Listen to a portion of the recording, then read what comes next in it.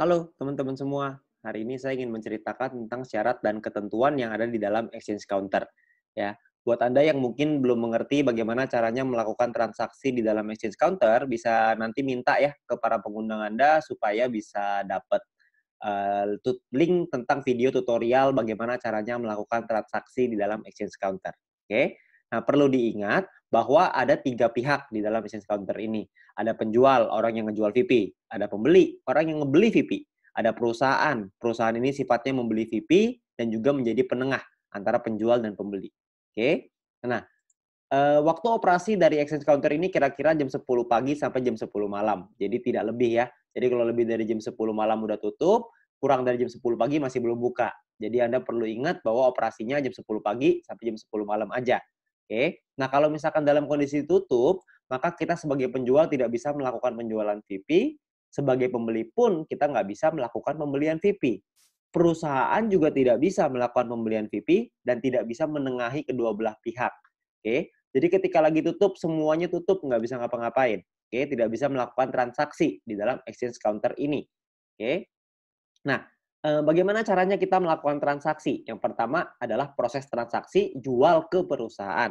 Perusahaan ini sifatnya hanya bisa membeli, tidak bisa menjual. Karena kan perusahaan tidak menjual poin ya. Perusahaan hanya bisa membeli poin aja dari kita, membeli VP dari kita.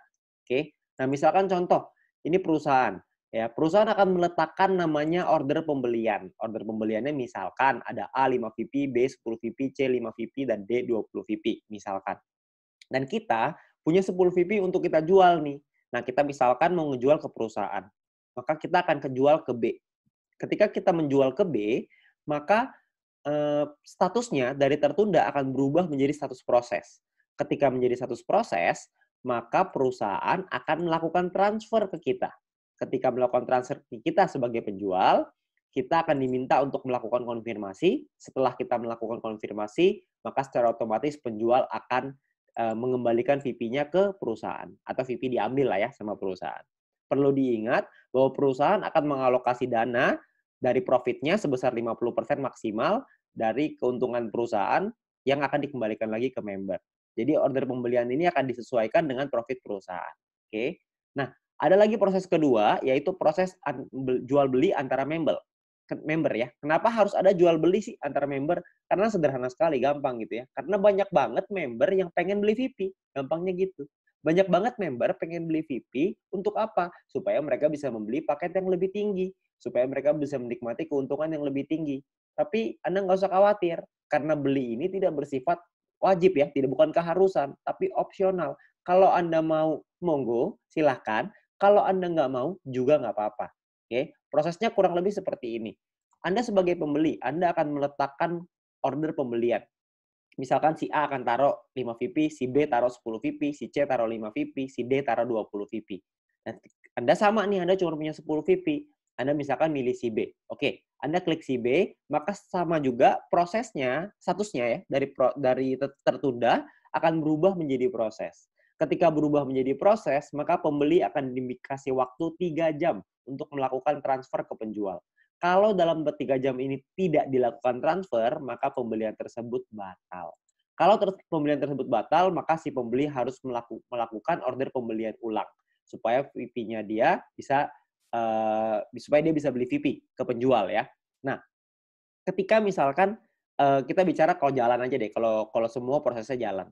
Kalau jalan, maka si pembeli akan dikasih satu list nih, ada penjualnya siapa, VP-nya berapa, jumlahnya berapa, nama rekeningnya berapa, nomor rekeningnya berapa. Jadi di sini akan ada list-nya, ada datanya nanti. Nah, perlu diingat Anda sebagai pembeli, Anda harus pastiin nomor rekening dan nama rekeningnya sama antara di exchange counter dengan di bank. Jangan sampai berbeda. Kalau misalkan beda, nanti salah transfer repot, nggak bisa diapa-apain.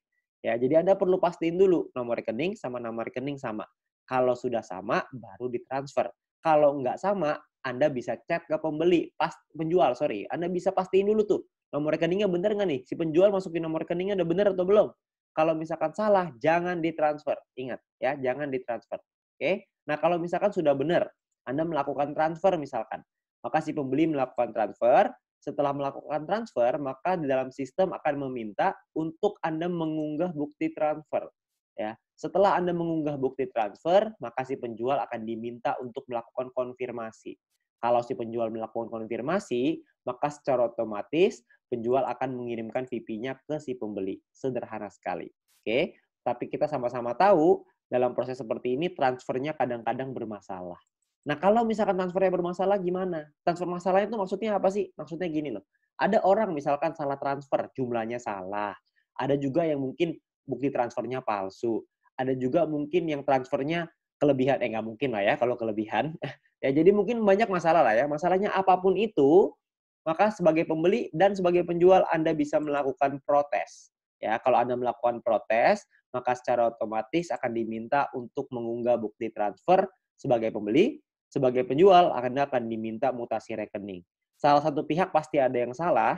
Jika ada yang terbukti bersalah, maka manajemen berhak untuk membekukan akun VTube tersebut hingga pemberitahuan lebih lanjut.